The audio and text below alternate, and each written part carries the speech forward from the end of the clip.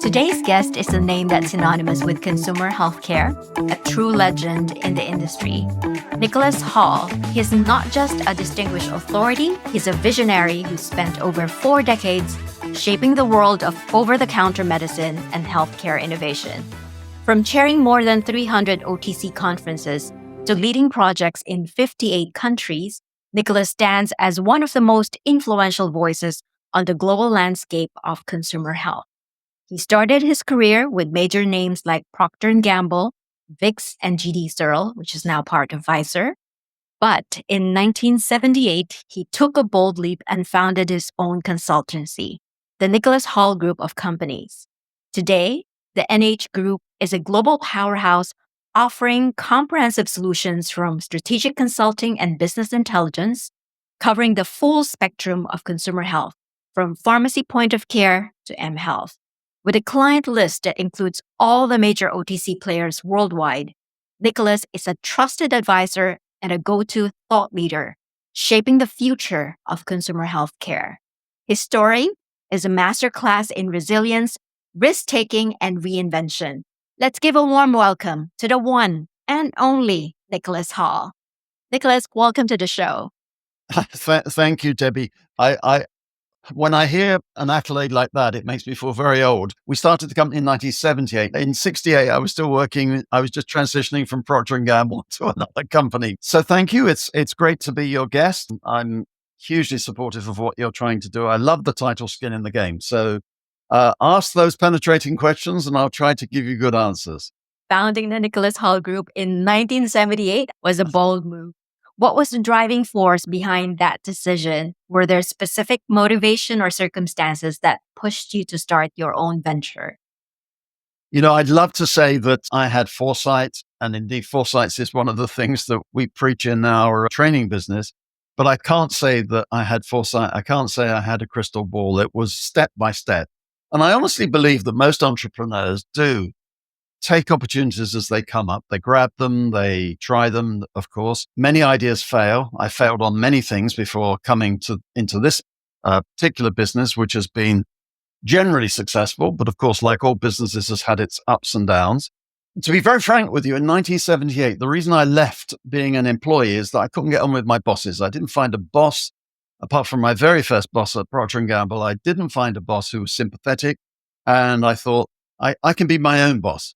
And I've been my own boss for a long time, although ultimately I think for most of my time, the boss has been my wife and the bank manager. And most entrepreneurs, if they're honest, will tell you that opportunities come to them, certainly in the early stages. And what separates a good entrepreneur from a bad one, two things. One is seeing an opportunity and saying, I can add something to whatever the need is that I'm seeing here. And secondly is to realize that a lot of new ventures fail and not to be defeated. A famous wise man said that it isn't falling over that counts, it's getting up right afterwards and carrying on with life. That's been part of my journey. When I've stumbled, pick yourself up and get on with it. I think now people use the expression fail fast, but also succeed early. If it's right for you, carry on with it and make it better. If it's wrong, take an objective look. Is it just wrong for you, but right for other people? In which case, move on to something else. Or is it right for you, but you just weren't doing it the right way? And then you have to be very experimental. You have to try new things. The great thing about being a one-man band, as all entrepreneurs are to start with, is that you don't answer to anyone else. You have only yourself to praise and blame, whether it's successful or not. So those are just a few random thoughts about how I started in 1978. You're right in one thing, that 1968 is when I set up my first business. But I worked for another 10 years because I didn't have the confidence to go out and support myself just with my own business. I had businesses in other industries, but in 1978, I took the bold step to set up a consultancy specializing in health and beauty. Beauty was hived off after about 20 years, and we had a very nice beauty business at one stage. And then we became wholly specialist in consumer health. Starting a business, I can imagine, is a huge undertaking, and things often don't go as planned, as you mentioned. But in those early days, what was one of the biggest hurdles you faced and how you navigated through it? What did that experience teach you about resilience and perseverance in business? I think amongst the problems that you face as a new entrepreneur, first of all, is cash flow. you've got to generate cash. In those days, which was pre-internet accounting, people sent you checks. And then there were the usual problems of the check went to the wrong place or check was in the post, but in fact it wasn't. So cash flow was a problem for all businesses then. I think it's less of a problem now because if a company says it's going to pay you at 60 days, they do. What we used to get were people saying, we'll pay you at 30 days. And then 6 months later, you were still arguing over where's the check. Second thing is, for an entrepreneur with no team, it's very hard to do the work and be out there prospecting for the next project. And I think in consultancy, which was our original business and is still our second biggest business after data, it was hard. And I think most consultants who set up have the first project. That's pretty easy to get. But the second and the third and the fourth are the most hard to get. And that's what we suffered with. And then eventually we ran into some problems that forced us to diversify. And then we went into publishing, we went into conferences, we went into events, and most recently we went into training and recruitment, which are both very successful businesses. And the other thing is just not having the staff backup. I'll tell you an anecdote. The very first project I got was a tiny little project from a company in the north of England that wanted to take a tubular bandage, which was used in hospitals, and make it into a consumer product. So I did a 2-month project. I researched the market, the product, I looked at the opportunity, I advised on the need for repackaging, pricing, key account management, and the like. I typed the report, and the tables were too big to go on a single page. And of course, we didn't have all the abilities to scan and reduce and expand. So I remember, this is after 13 years as a fairly senior executive with secretarial staff. In those days, we had shorthand typists. And I can remember having to drive down to the local town, go to the post office, and I had about 15 minutes to get this report to the client in the post before the last post. It had to be the next day. And I had to buy the Scotch tape, and I had to Scotch tape 4 pieces of paper together on my knee in my car. And I thought, this is real life. This isn't what I was doing before, where I'd just hand it to another person who would take it away and I'd never see that again. And I knew it would get through and it would be couriered if necessary. And this was me as a one-man band sitting in the front seat of my car with all my secretarial materials around me, making a report with 15 minutes to get it into the post. Actually, as the postman came, I put it in his sack as he entered the post box. And that's the reality. And even today, although I have great colleagues, but even now, I still end up doing very clerical things. But not much now because I have a great team. But there are times when you still have to do the clerical work. And that's the life of an entrepreneur. You do everything for the client, but you also have to run a business. That's what a lot of people with skin in the game forget. It's all well and good being a fantastic advisor to the clients. You've also got to be an advisor to yourself. You've got to run your business in a way that can meet the requirements of turnover, sustainability of business, and be profitable. So I've learned lessons the hard way there over 47 years of having this company. Sometimes failure can be a great teacher for us, but it's rarely a lesson we chose. Can you share a specific setback or failure that fundamentally reshaped not just how you approach the business, but also your perspective on life? How did that experience influence the way you lead or make decisions today? We set up in 1978, and within 1 or 2 years, we had a very attractive client who reached out to us. They actually wanted to hire me to run part of the company, but I said, no, I've set the consultancy up and it's going well. So they said, why don't we hire the consultancy? And effectively, they became our only client, and we became very dependent on them.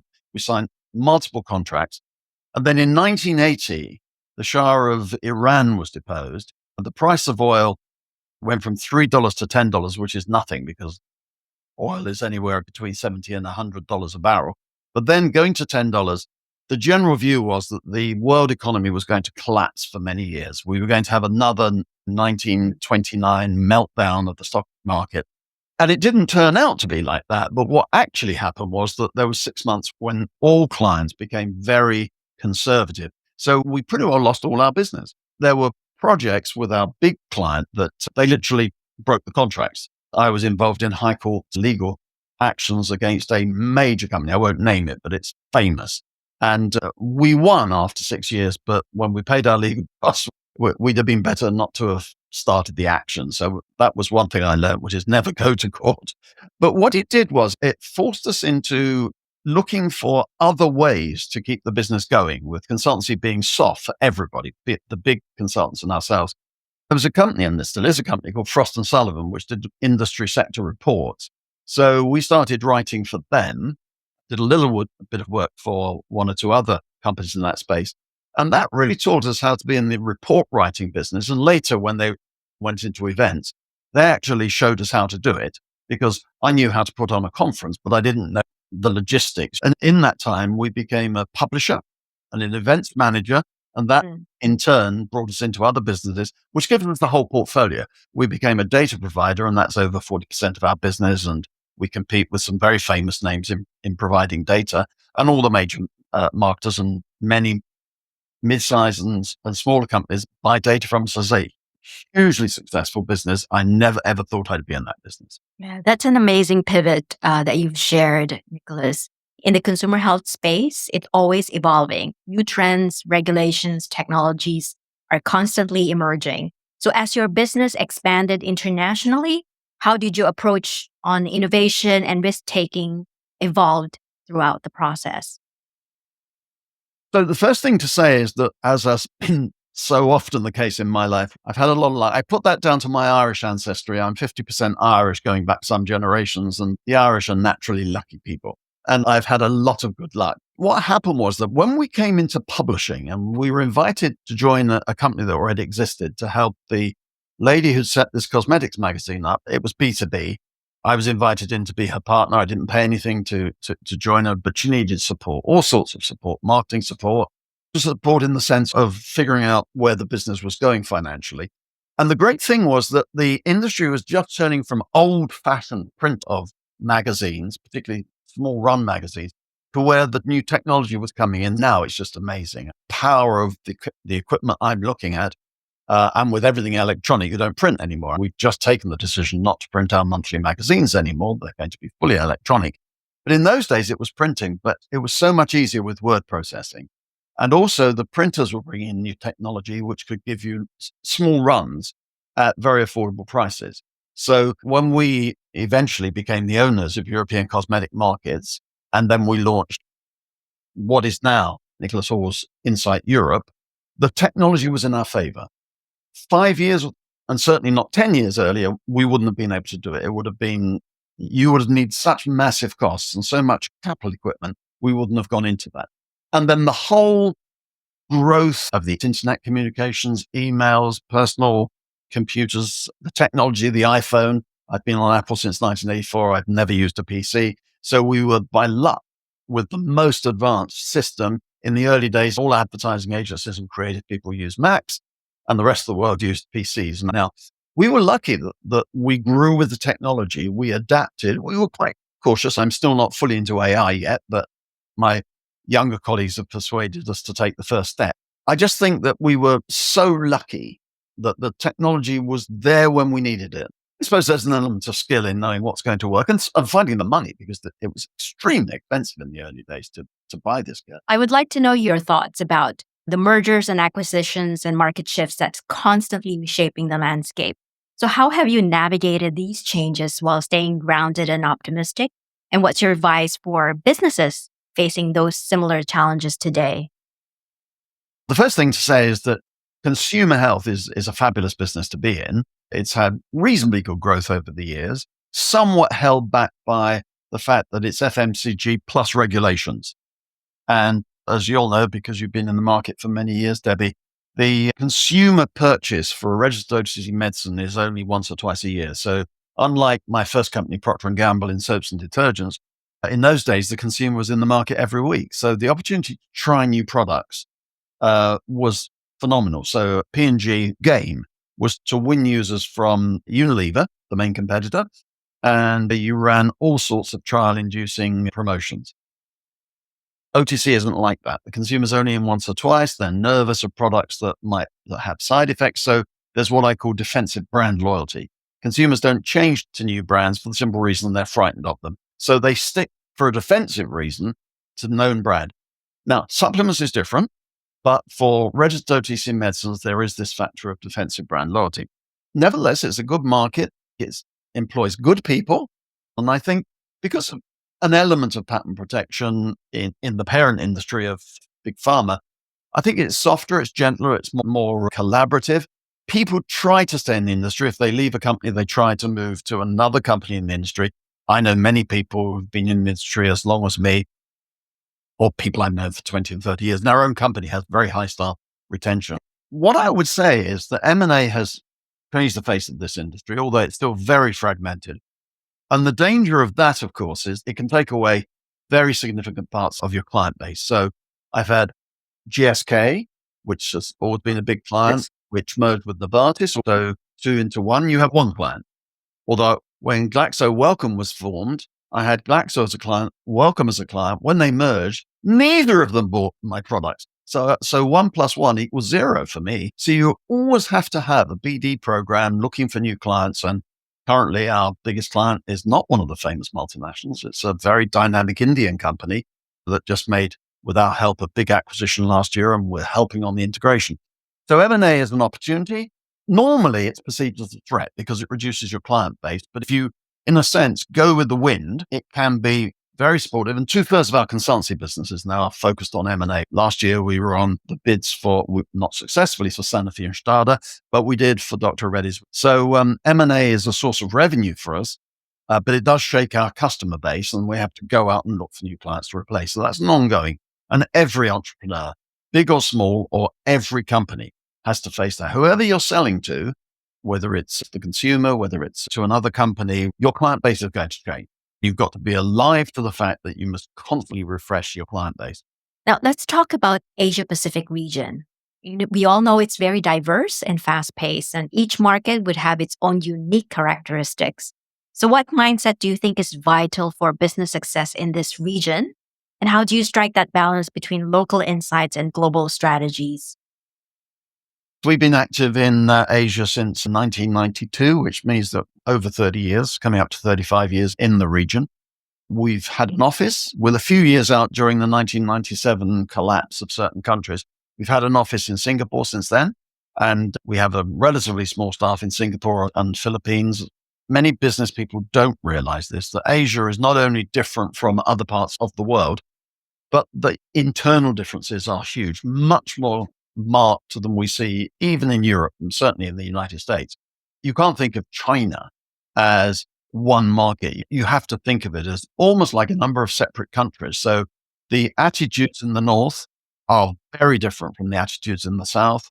And it's only history that has put all those separate independent kingdoms into one country. But as far as consumer preferences are concerned, very different.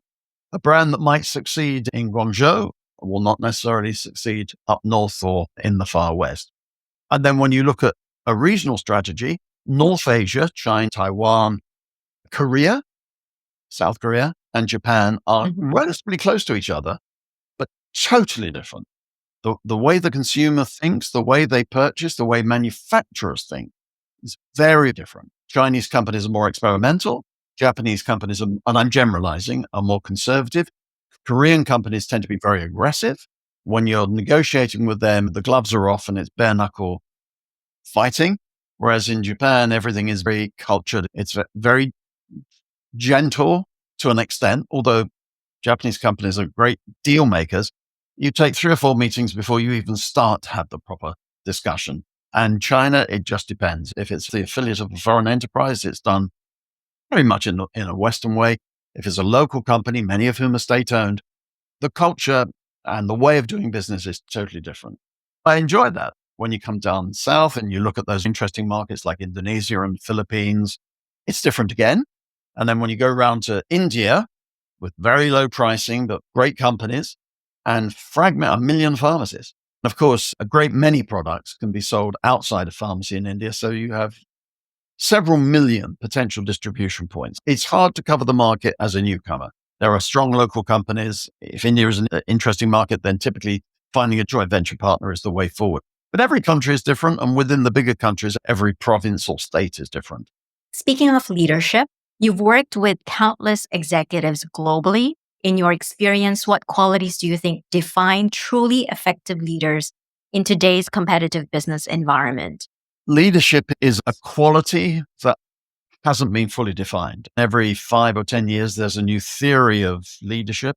I remember we all got very excited many years ago about the 5-minute manager, the person who in 5 minutes could make a friend of everybody. And now you'd be arrested if you did it, but it didn't matter whether it was men or women, but the 5-minute manager had to put his hand on the shoulder of the person you were talking to and look into their eyes and say, I believe in you.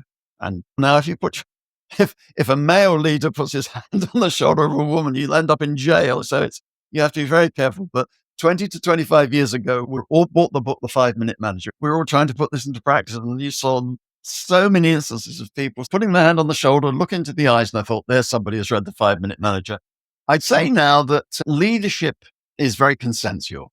Of course, there are exceptions, there are outliers, but I came into the business when leaders were dictators.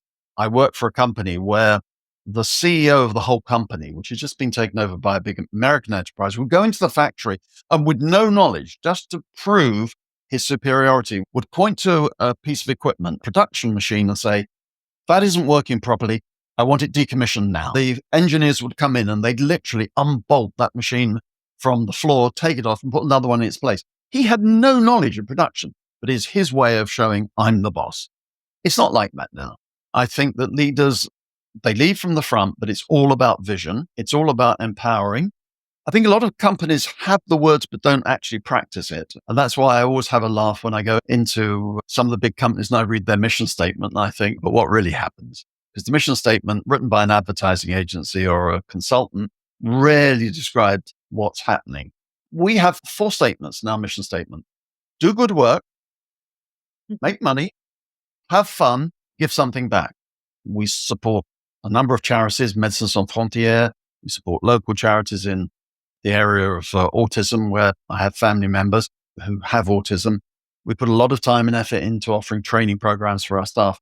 I think giving back is essential for a business that has a conscience. One of the reasons we have relatively slow growth and poor innovation in our industry, 95% of the new products launched have no innovation in them at all. And we have a product called New Product Tracker. And in the last 13 years, we've tracked 50,000 new products launched in the top 20 countries. And we grade them at the launch from 4-star, which is create new category, 3-star, which is significant new brand or product in an existing category.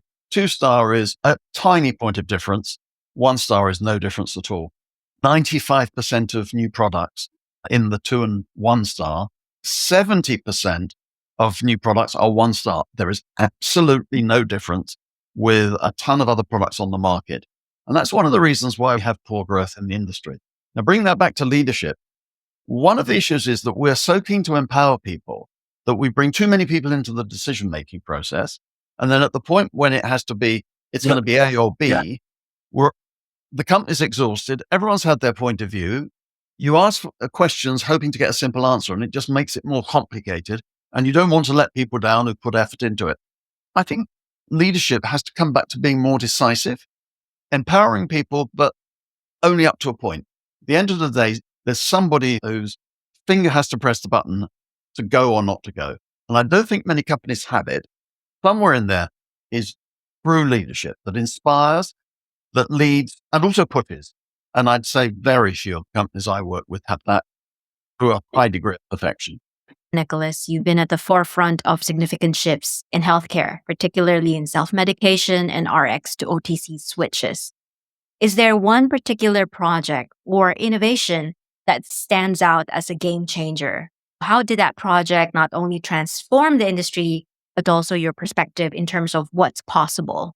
We went into the US in 1990 and we continue to be active. We have people there. And I'd say that although it now isn't quite the bellwether country that it used to be, in fact, we see more true innovations coming out of markets like the UK, Poland, New Zealand, Australia, even Mexico. Nevertheless, it's a market to watch because of its size. It's about a third of the world market.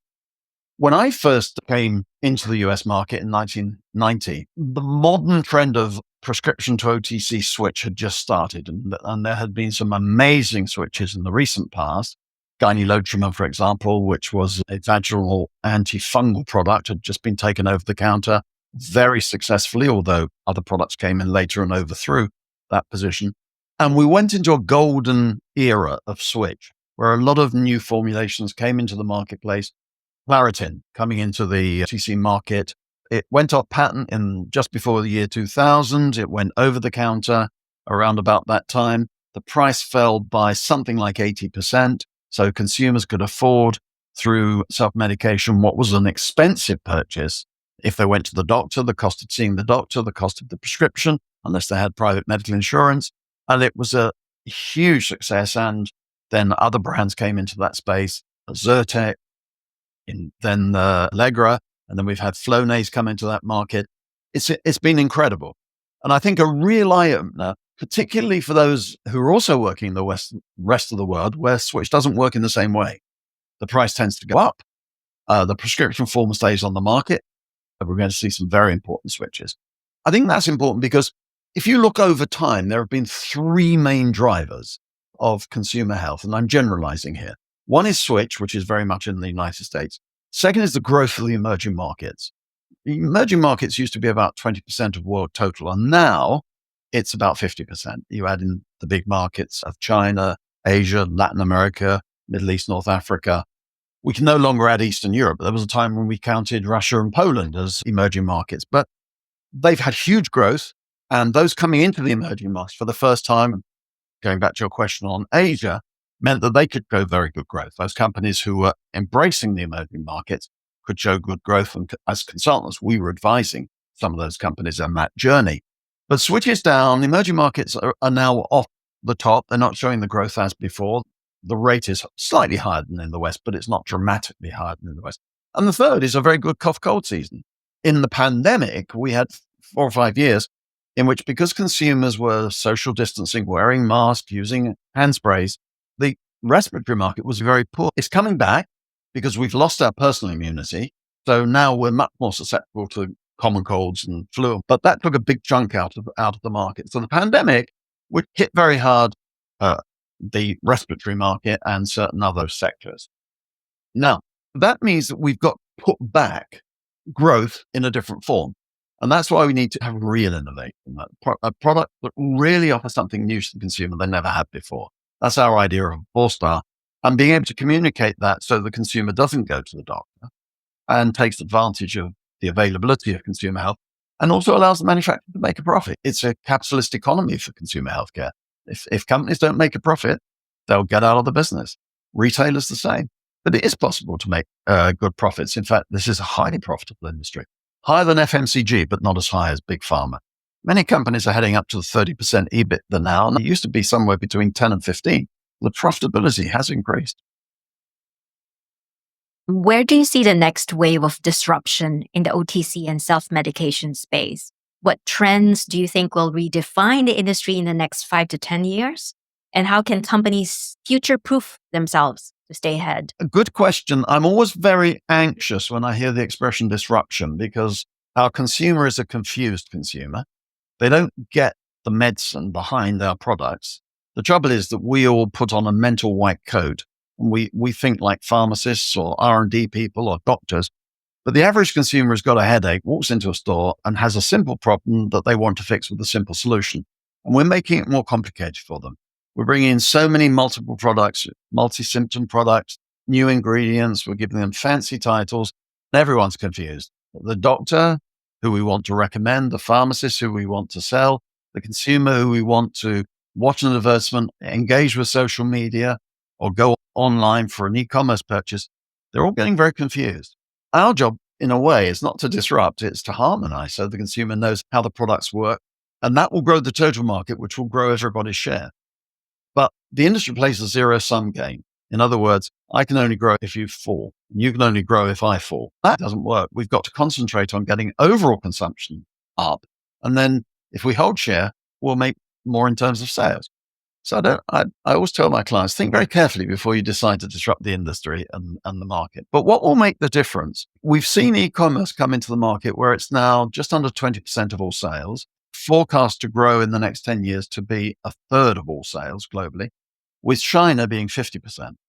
So if you're not in e-commerce, and there are still some companies who either are not in e-commerce or underweight, then you're not playing in the marketplace. A little bit like in China, 50% is traditional Chinese medicine. Western companies that don't go into traditional Chinese medicine are actually playing in half the market. And there may be a very good reason for doing it, but make it as a conscious decision. Don't make it as an unconscious decision. So now we're faced with the benefits of AI. AI hasn't proved itself yet. There are some tasks that AI does brilliantly, but the subtlety of engaging with the consumer, of designing products, probably it's easier to design products with AI than to influence the consumer. I think those companies who are reducing headcount and and the whole of everything is going to be driven by machines, I think they're going to find it's not like that. It's not Space Odyssey 2001 where the computer will take over, the robot will take over. I'm not feared about that, but it's the fact that we will assume that AI can do things that it can't do. Remember, it's making an analog of what's happened in the past, and it's making a clever forecast based on the analog. I don't believe it's predictive in that sense. The sort of work that I do is to try to say, let's get away from the group thing. Don't just draw a straight line and say, if the industry is here today, it will be there tomorrow. It's more a case of saying, what are the unique changes that are going to come? What's driving that change? How do we need to adapt to that? The way that we've dealt with that is I've set up a special group in my company called Creative Solutions, and I personally manage that.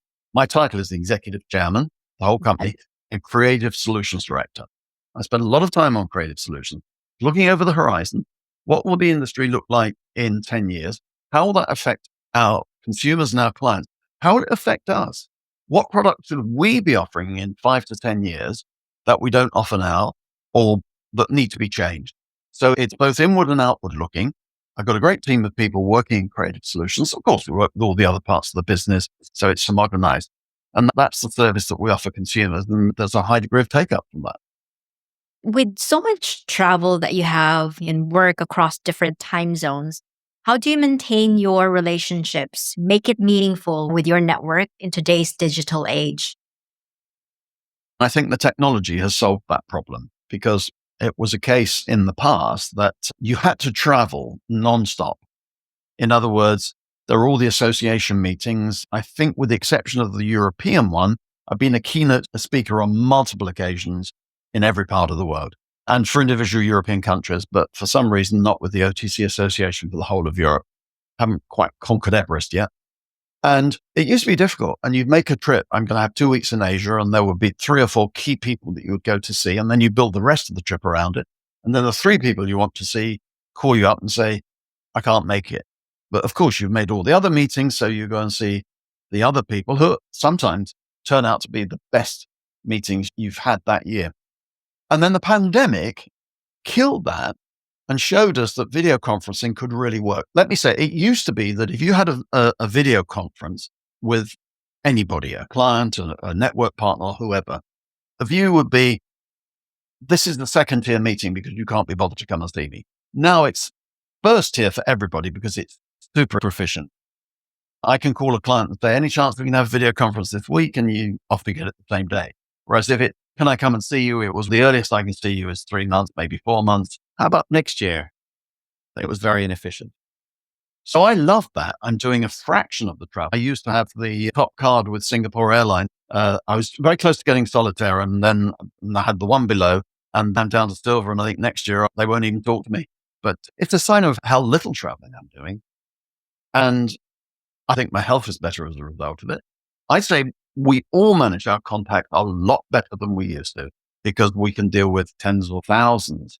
Obviously, I think if you talk about the inner tier, I've probably got about 1,000 contacts. I have 7,000 or 8,000 followers on LinkedIn, and I get lots of personal emails. I have a team that answer my LinkedIn inquiries because nobody can keep up with all the emails. I have no other social media. I'm not on X or Instagram or any of those. So I'm only on LinkedIn and our own system. And that's almost a full-time job. Nicholas, for young professionals looking to make their mark, what's the one piece of advice you'd give to them to thrive and succeed in the consumer health space?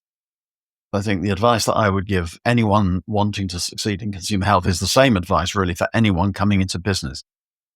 It's the old virtues that have been preached for many years of listen before you speak, know what the dynamics are of the circumstances, but then don't be afraid to speak. I've got 4 family members in the company. They've all been through that, clamming up, not wanting to say anything. Smart people. So I say, don't be afraid of falling on your face. As Confucius said, the problem is not falling on your face, it's the failure to get up again. On the other hand, have some modesty. And I think modesty and humility is very important at all levels. Look at amazing people like Bill Gates and Warren Buffett, billionaires. The humility and the modesty of those people is breathtaking, right down to the new recruit. Say that be patient.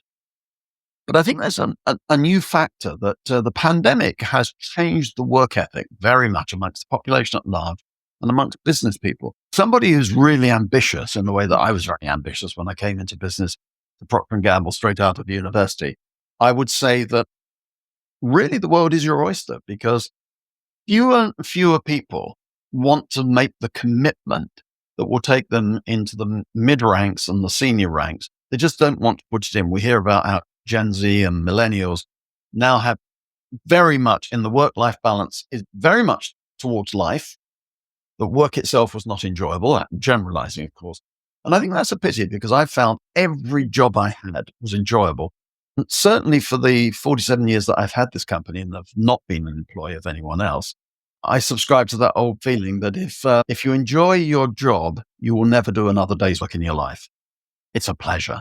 I was born optimistic. I have 2 types of days. I have a good day and I have a better day.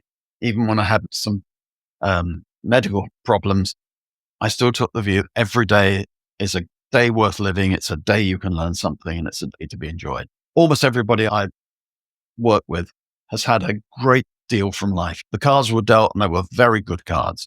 And I think we all need to put something back, whether it's charity or mentoring, whatever, whether it's a faith group. That's individual choice, but I think we all should give something back. My legacy, I hope, I've got 4 family members in the company. We've had multiple offers by the company. We're never for sale. The business is going into a family asset trust to benefit the family, the staff, the clients, and protect the brand name, which happens to be my name. If they change the name after I go, I'm not going to be worried about that. I do believe genuinely that we provide a good service. And I want to keep that legacy going. I want the clients to say nice things in 50 years' time, when I certainly won't be around, unless there are new types of transplant surgery and we can all be regenerated. But in a more conventional way, I just like to think that the successors will carry on the business. What lasting impact do you want to leave on the industry and the next generation of business leaders? I'll take that in 2 halves. As far as the industry is concerned, I'd like to feel that we've made a contribution to helping the industry understand the consumer, and in a smaller sense, helping the consumer understand the industry, and that self-care actually isn't just, as one consumer association person said at a conference I chaired in Australia, you guys are only out to make money. Yes, of course, without profit, we can't continue. But we do have a huge interest in raising standards of public health. And there are ways that we can do it in consumer health that they can't do it in pharma. One of the biggest problems in pharmaceuticals is compliance. Consumers don't take their medicines. Patients don't take their medicines, even if the medicines are life-saving drugs. Advertising or social media can remind consumers very effectively to take their medicines. So I believe that consumer healthcare improves standards of public health, including mental health. For example, I'm heavily involved in smoking control because I was helping Dr. Reddy's with the Nicotinell brand. That's a lifesaver. We have in the industry anti-obesity drugs. That could also save many lives. So we should never be ashamed of what we sell. And sometimes I feel that we are a little twitchy about that. We do a great job, and not just the commercial side. Some of our drugs actually are lifesavers, and through better compliance can help generally. In terms of executives and young executives, Debbie, because you've come to some of our training sessions, although you are not a new leader, you are a very senior leader. But I think that sort of work that we do with Steve Sowerby helps people to understand concepts of leadership, of self-improvement, of assessing brands, minimizing risk, taking risks. And that's an important part of our business. And I know that will continue, that whoever is the future leader or leaders of this company will want to continue, and whoever Steve's successors are will want to continue. So as I say, giving back, social mission, very important to us. And I hope that will be the legacy, and that we can help leaders. For those that we don't work with directly, I'd say just leaving great case studies behind so companies can say, look, this is how another company or another brand managed this 10, 15, 20 years ago. This is what worked. This is what didn't work. This is what they learned. This is what you look for. This is what you avoid. So I'm feeling quite passionate here, quite messianic, but it is. The daily job has a lot of that in it. So I'm very excited. And joining a podcast like this is a rare chance to be a little bit reflective and to answer great questions. So thank you for that. Thank you, Nicholas. Before we close, I'd love to know, when you're not immersed in your strategizing and healthcare, how do you unwind? And any hobbies or interests that might surprise our listeners? Obviously, there are family commitments and 4 sons and 3 grandchildren, and 4 of that cohort of 7 are in the company. I see a lot of the family. Some live in UK where I spend time. Some live here in Guernsey where I spend time. In terms of the more personal ways of unwinding, I've always been fairly philosophical in the sense that from the earliest time, I always worked from home. So for 47 years, I've very largely worked from home, even though we have an office for 50 people in the UK and an office for 5 or 6 people in Singapore and whatever. And I've enjoyed that ability to have the flexibility at home. If I want to work in the middle of the night, I can. Not everybody wants to do this and shouldn't do it. But for me personally, I like the fact that if I need a bit of time off in the afternoon, I can have it. I'm a voracious reader, although increasingly I'm a voracious listener. To me, one of the greatest advances was the audiobook. And on my iPhone, I can have 1,500 audiobooks. And I just love that. Books I can't get on audiobooks. I have Kindle. I'm a great believer in Kindle, not the little Kindle machines. I have the Kindle app on my iPhone and my iPad. But probably what people don't know is that I spend a lot of time writing poetry, and I've been writing poetry for 50 years. In the last 2 years, I've written 40 poems. I'm not looking to publish. I circulate them to a few friends, a few chosen friends who I know will be very kind with me. But I'm a traditional poet in the sense that I believe in meter, I believe in rhyme. I don't believe in stream of conscious thought, although that may be the first step to get to a finished poem. I'd never be able to write a novel, although I do a lot of writing within the company. Hopefully it's not fiction when I write business plans, but I love poetry because you can write a 14-line sonnet if you've got half an hour, things have got a little bit on top of you. I just go to another room in the house, sit down, take out my latest poem and work on it. I find that's an amazing sense of unwinding. And as you get older and the grey cells have to be stimulated, poetry, crosswords, and meditating at night, going to bed, thinking of something that you want to solve, that keeps the brain very active. It's been a real pleasure having you on the show today, as always. Your expertise in the OTC landscape and your vision for the future of the consumer healthcare have been incredibly insightful. Thank you for sharing your knowledge with our listener and to myself as well. Thank you so much, Debbie. Good luck with the project. Maybe in 20 years' time, you'll invite me back for the latest thoughts on life and business. Earlier than that, definitely. To learn more about the latest trends in consumer healthcare, be sure to visit the Nicholas Hall Group website at nicholaszhall.com. You'll find all the links and resources in our show notes.